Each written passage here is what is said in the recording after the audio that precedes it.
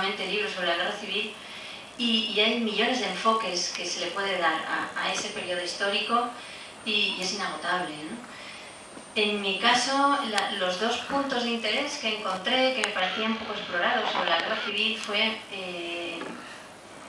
por un lado, la doble lucha que tenían las mujeres en aquella época cuando querían defender la igualdad y querían defender sus libertades, porque en el bando de las izquierdas, porque estaban atomizadas, sabéis que estaban muy desregadas en varios grupos políticos, los representantes de la izquierda se recreaban en defender pues, las ideas de la igualdad, de luchar contra el dominio de los burgueses, del capital, y trasladaban eso también a un discurso de igualdad con las mujeres, pero luego de puertas adentro no acababa de calar, en la práctica no acababa de calar ese discurso, y las mujeres que pertenecían a esos mismos partidos políticos no tenían el protagonismo que se merecían o no podían participar de una forma tan activa. Y bueno, esto era un aspecto que me pareció que estaba poco explorado y que merecía la pena desarrollar en el personaje de María, ¿no? Y es un tema que tampoco se ha agotado con esta novela, me imagino. Y luego hay otro tema que también me parece novedoso respecto a la guerra civil o que se ha puesto de moda, entre comillas, en los últimos años, y es el tema del robo de los niños. No estoy destripando la novela con esto, porque a las pocas páginas ya aparece una escena muy terrible en la que a ella la despojan de su hija. Especulamos que es una hija, no tenemos datos certeros, y bueno, se pone en marcha toda una intriga a lo largo de la novela para averiguar si la madre de María puede encontrar a ese bebé o cuidar de él o hacerse cargo de él de alguna manera, ¿no? Y bueno, todo este tema a mí también me tuvo muy obsesionada porque encontré una fuente documental en un psiquiatra de la época, que era Vallejo Nájera padre, que era pues como el Mengele de España respecto al tema médico y al tema de aplicar teorías pues, fascistas a la medicina. Esta persona justificaba en textos que tiene de la psicopatología y guerra civil y otros textos que había que separar la paja del grano. Eso es lo que la especie de eslogan que usaban, ¿no? Que había que separar a los hijos de las mujeres rojas para salvar a España de tan temible plaga, ¿no? Estoy citando palabras de él, porque consideraba a la gente de izquierdas como enfermos mentales, como psicópatas antisociales, ¿no? Y se basaba en unas mediciones craneales y una serie de datos falseados para avalar su ideología, porque era una ideología, ¿no? Era una pseudociencia. Y bueno, pues esto me pareció terrible y me pareció que merecía la pena sacarlo a la luz, ¿no? Al hilo de la historia de María y de uno de los castigos que sufre, ¿no?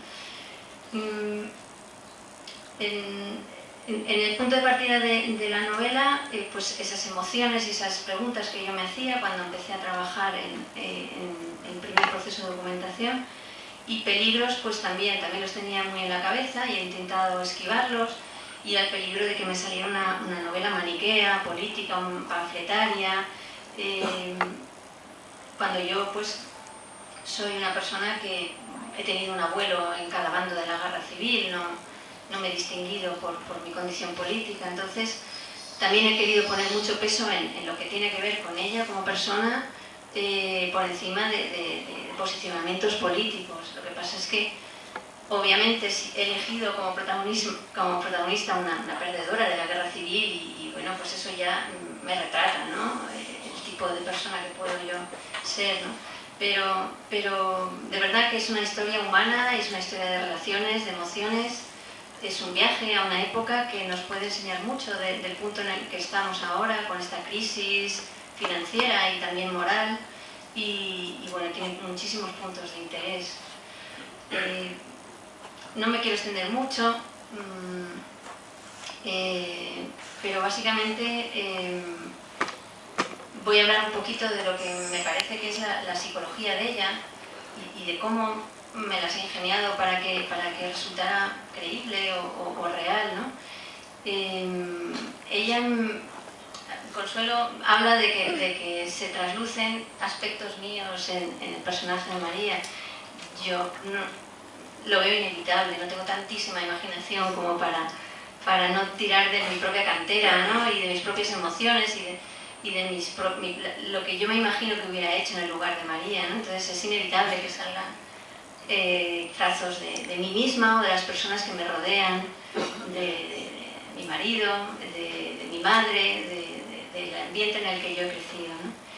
Y cuando me planteaba hacer a María muy viva y muy real, me planteaba que tenía que conseguir que fuera una persona con contradicciones, con conflictos, con una lucha de equilibrios entre unas ideas y otras, unos sentimientos y otros.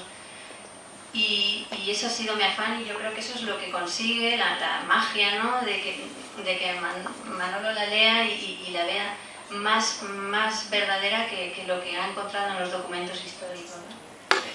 Porque está llena de contradicciones, de momentos en que claudica, en que ella es una heroína, ella hace cosas increíbles para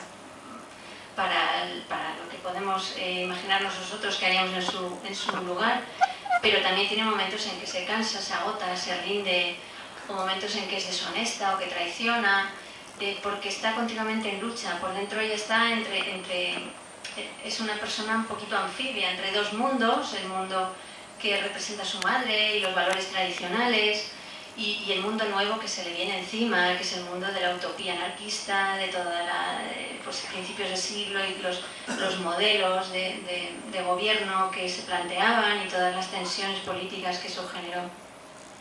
Y entonces, pues, ella se mueve ahí, en esas tensiones. También se mueve entre los dos milicianos que